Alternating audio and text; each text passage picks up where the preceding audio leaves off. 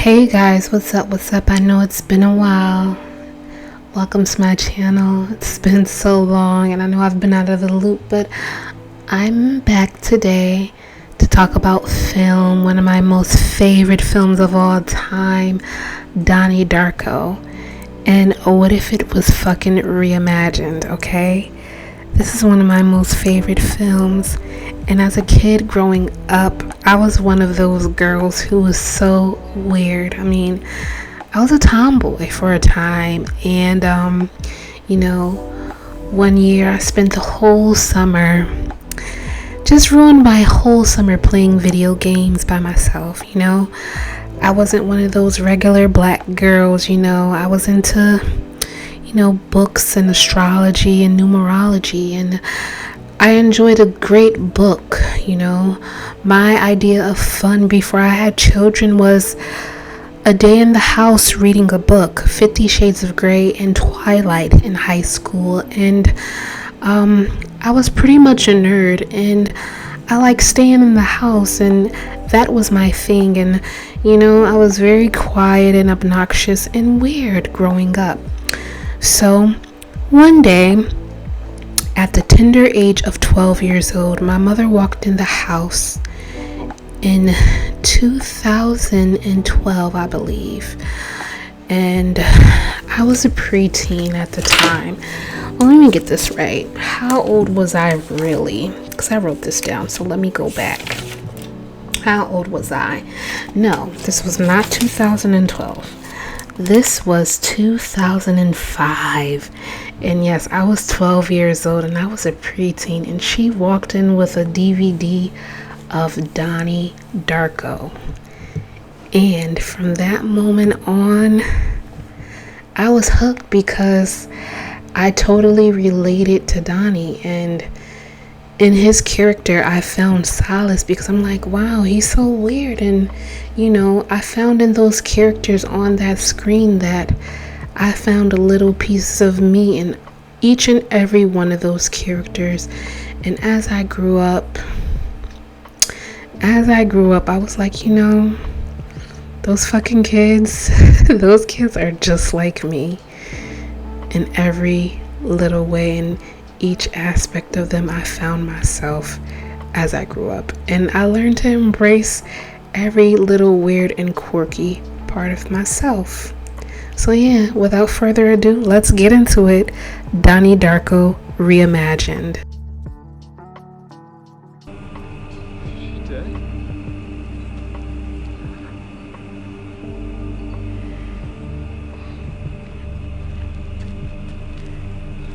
What were you guys doing in the middle of the road, huh? What are you thinking?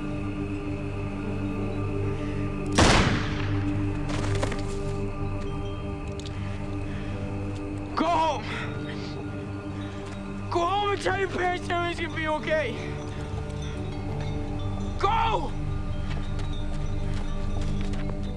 It's almost like a fever dream, a story about time travel in which Donnie wakes up and it's almost like he's living in reverse, almost in the past, present, future, in which he has to stop the world from ending. And it's almost as if realities are compounded on top of each other, and nothing is as what it seems, and everything is out of order. And it's almost like, even though there's tragedy in the end, it's not technically his life, because in another reality he's still technically alive. So you'd have to watch it and watch the director's cut. I would recommend. I would definitely cast to play Jake Gyllenhaal. I would have to go with Timothy Chalamet. Now, I feel like Timothy Chalamet would definitely bring something new and fresh to the character of Donnie Darko. Definitely would be great. Wonderful actor. did a great job in Dune. I feel like he would bring something amazing to Donnie, and definitely would bring it forward in today's era, especially in today's society. I feel like he's got the chops, man, and he has that like dark and mysterious brooding side to him, so he would definitely be a wonderful Donnie. Like, he just has it for me, like the energy, the aura about him is just something dark and mysterious about him, and I feel like he would bring justice to that role of Donnie. Okay, so the second person I'd cast as Elizabeth Darko would have to go to Zoe Deutsch. I feel like Zoe Deutsch and Timothée Chalamet would have great chemistry on screen.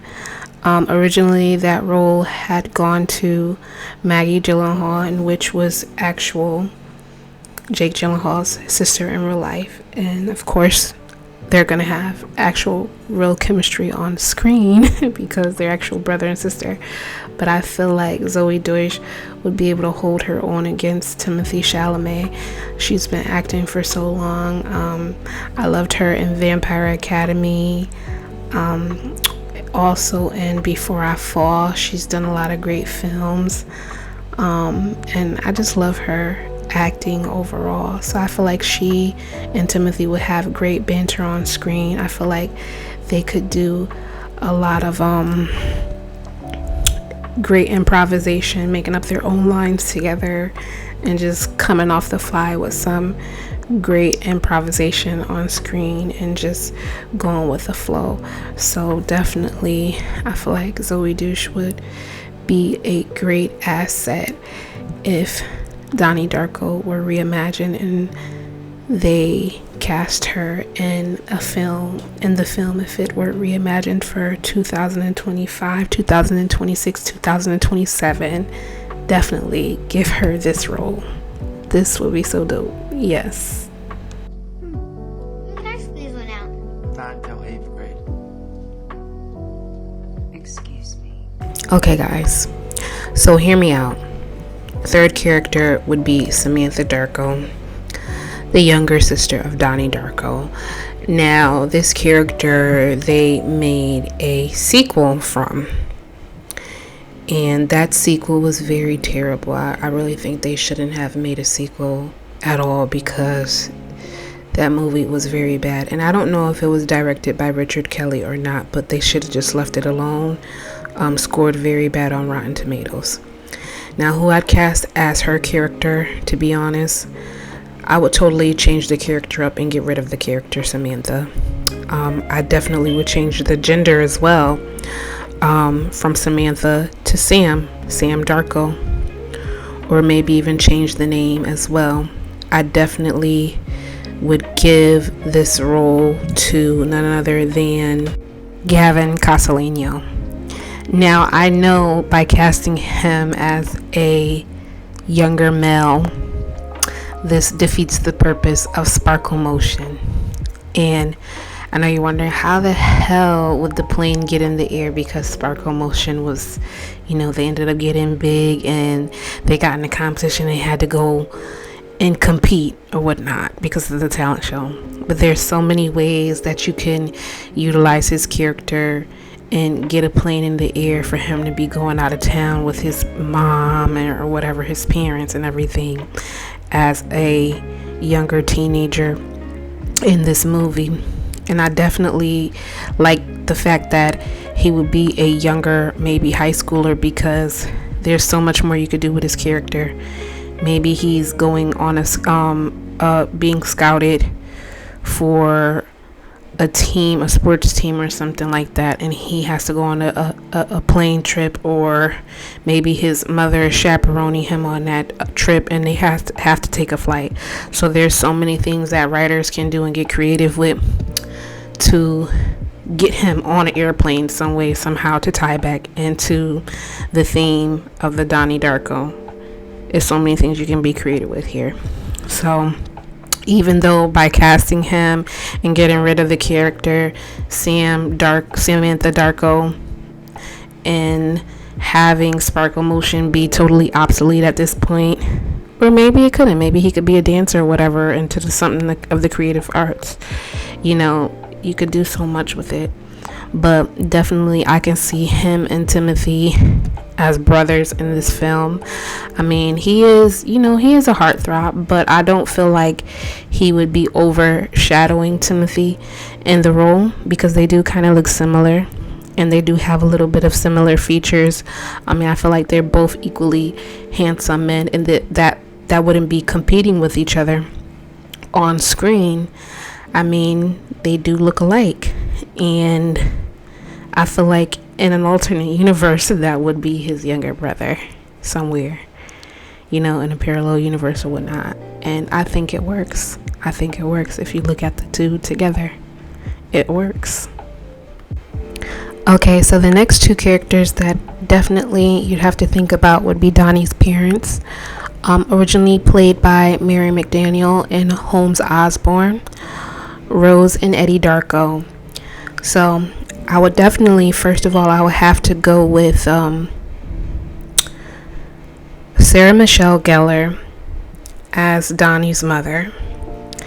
Sarah Michelle Gellar, you've known her as Buffy the Vampire Slayer. I definitely think she would knock the socks off the role as Rose Darko. We haven't seen her on the screen in a while, but I would love for her to come back on the screen. She's definitely a seasoned actress. She definitely has the chops to play this role, and I'd love to see her on the screen again. She's just beloved to me. Like, I loved her in Cruel Intentions as Catherine Mertoy, and I think she'd be great. She definitely would fit the role as Donnie's mother. She has the look for me, in my opinion, and I think she could pull it off. Also, to play her husband, Eddie Darko, I feel like Liev Schreiber. He's also a wonderful seasoned actor. He's known for so many roles: Manchurian Candidate, and also the iconic role of Cotton Weary from Scream. Loved him in that, and so much more. But yes, definitely Liev Schreiber and Sarah Michelle Gellar.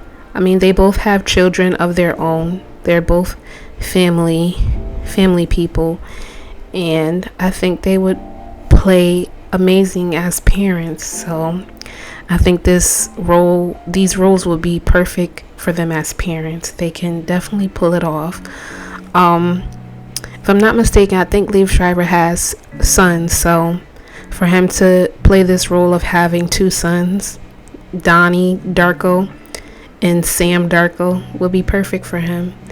And of course, Sarah Michelle Gellar has children of her own, and she already has that caring, mothering nature. This would be perfect. So yes, I think they deserve this role, and they would be phenomenal. And also, I think they look really good together on screen, and I think they would have the perfect chemistry. So I think Hollywood should make this happen. Next character to cast, Grandma Death, aka Roberta Sparrow.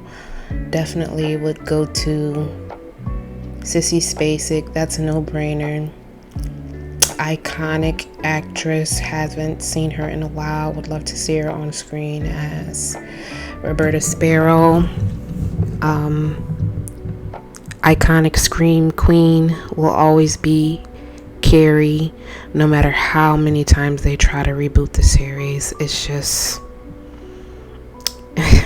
it'll never be the same. She just topped it the first time it was made. So yes, Sissy Spacek as Roberta Sparrow, aka Grandma Death. For the next role, I would definitely go for casting is Donnie Darko's therapist, originally played by Catherine Ross. I would definitely bring it down between Rachel McAdams, and I was also thinking about Carrie Ann Moss, but probably more leaning to Rachel McAdams. I think Rachel McAdams would do a great job, and definitely Carrie-Anne Moss. Actually, Carrie-Anne Moss is recently on The Acolyte. She had a short role in that. Character was actually assassinated, unfortunately, but definitely I think not Carrie-Anne Moss, but Rachel McAdams would do a great job in this role. I definitely would like to see a character swap. I'd like for Drew Barrymore to come back and reprise a role, not exactly as a teacher, but a principal. I would like to see her come back as Principal Cole and, be the principal of Middlesex High School. So, yes, I'd like to see her come back as the principal and run things. So, I think that would be cool and interesting to the readapted version of Donnie Darko. Now, Karen Pomeroy, I feel like the best person to play her, who can really grasp that character, I would say would have to be Dakota Johnson. She just has always given teacher to me, and her voice is like perfect for this role. I think she could bring something fresh to it. As for Professor Kenneth, played by Noel Weil, which he's a great phenomenal actor. Scott Eastwood, I feel like will look great on screen with Dakota Johnson. He has the look of a teacher, and I feel like it would be great. I mean, Dakota Johnson and Scott Eastwood look great together on screen. I don't know if they would have chemistry, but definitely they would do an amazing job in this part. Now to play Bill Cunningham, played by the late great Patrick Swayze, rest in peace. I feel like the only person that could do this role justice is Leonardo DiCaprio. It would be a great paying homage to that character if Leonardo DiCaprio played it. He has the soft-spoken voice. He has the look, the charisma, the attitude. I feel like he would be an amazing character in this. As for Sharita Chin, played by Jolene Purdy, I'm definitely, if I was the writer on this, I would give her more talking roles. This character, you could do so much with her. Definitely Amber Midthunder could do a great role. I feel like she has the chops. She's done so much great work with the Predator movie, Roswell, New Mexico. I could see her killing this role. Now to play the iconic Gretchen Ross, the love interest of Donnie Darko. And Jenna Malone, she just did a phenomenal job. Like, she always understands the assignment when it comes to any acting role. Just great. I was like, a character with so much depth, so much more to tap into. I thought Maya Gentry would be a great asset if she filled that role, but she's kind of has like this too sweet. So then I was like, definitely Jenna Ortega would definitely eat this role up. I mean, she has a depth to her that's similar to Gretchen Ross. I really feel like her and Timothée Chalamet would look great. I think she could add something different to the role of Gretchen, and it's more believable, and they look great together. So perfect casting to me. For Donnie's friends, they're the outcast, they're the misfits. So when casting Donnie's two friends, I would have to go with Walter Skarsgård, phenomenal actor, great new and up and coming talent, and Michael Rainey Jr., because he needs a role that's going to cleanse his acting palette from being known as a drug dealer's son. I feel like this would be a different take on the Donnie Darko series, having these three as friends. And it makes more sense because, they be getting high, they do all types of stuff. So it makes more sense casting Walter Skarsgård and Michael Rainey Jr. I feel like they could add such another level to the friendship of Donnie Darko. And I feel like it's wonderful casting again. As for the villains, the bullies of Middlesex High School, Seth and Ricky, there's a little comedy mixed in with their characters, but it's also a seriousness. I feel like TJ Adams from the Wu-Tang Clan that played ODB would be a great role, and also a great antagonist to Timothy Chalamet. Jack Mulhern, who also starred in Pet Sematary Bloodlines, he gives that weird quirky vibe, and I feel like they're both weird and quirky, and this would bring something different to the role, and it's cool. Now for the final casting member, Frank the Rabbit, played by the iconic James Duval. And this character obviously doesn't have a lot of talking roles, but honestly I think they could do a lot more, because Frank the Rabbit is actually Maggie Gyllenhaal's boyfriend in the movie. He's Donnie's sister's boyfriend on the down low.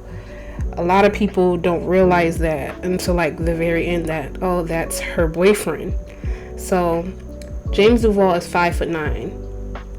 Andrew Jacobs would be perfect for this role. He played in the Mark Ones on Paranormal Activity. He's 5'11", and he actually has the look. And he also plays on the Mayans, Sons of Anarchy.